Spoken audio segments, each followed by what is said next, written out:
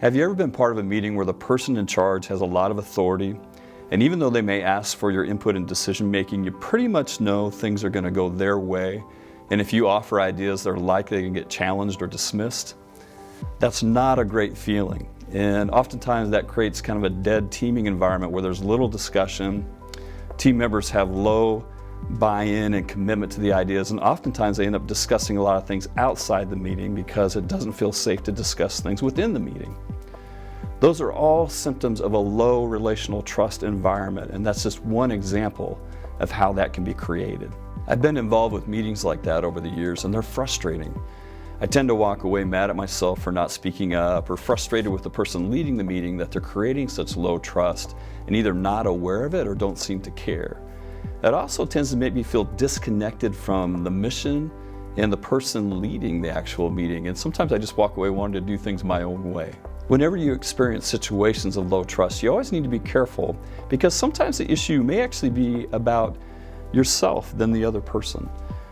Maybe you bring insecurity into the meeting, or you've had a history of broken trust that you bring into the present. Maybe you just have a different dynamic and style than the team leader that's creating concerns about what you feel about trust. When it's possible, I just always believe it's best to go and talk to that person about what you're feeling, the dynamic that's occurring, and see if it's something that you can't work through and reach a better understanding so you can heal any issues related to trust. I've had an opportunity to do that a few times, and honestly, it's either gone beautifully or it hasn't gone so well.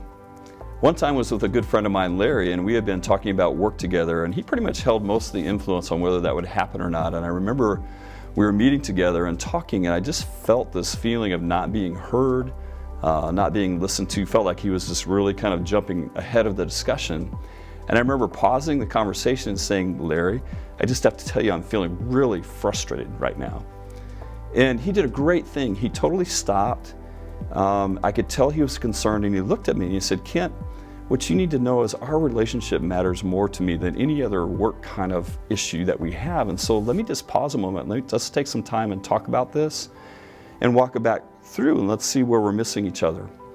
And so we did, and he listened well. I talked, clarified some misunderstandings actually that I was having. And it was a total trust builder with Larry and I. And actually it just went on to deepen our relationship even further because we could have conversations that way. On another occasion, I had a similar situation where I spoke with an individual that didn't go so well. I had been invited to a meeting that he was facilitating, and I'd heard concerns beforehand about just issues with trust or feeling like people couldn't share input. And I went to the meeting and I watched, and he pretty much did take control of the whole process. At one point in time, he did ask if anyone had any questions or input, but he was met with total silence, absolute crickets in the room, and no one offered any feedback.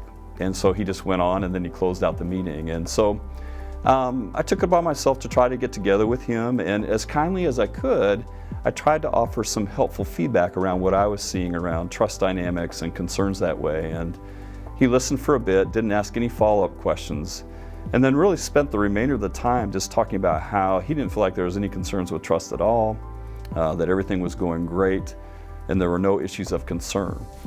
And as you can imagine, that probably didn't relieve my concern that I was bringing up very much. If anything, it probably confirmed it because I didn't feel very listened to in the process talking together. I share these two examples just to highlight how important relational trust is to a team and how much it influences how you interact and how you work together. So as leaders, we really want you to pay attention to this area, and we really want you to do the good work of listening and building trust on your team so you can work as effectively as possible.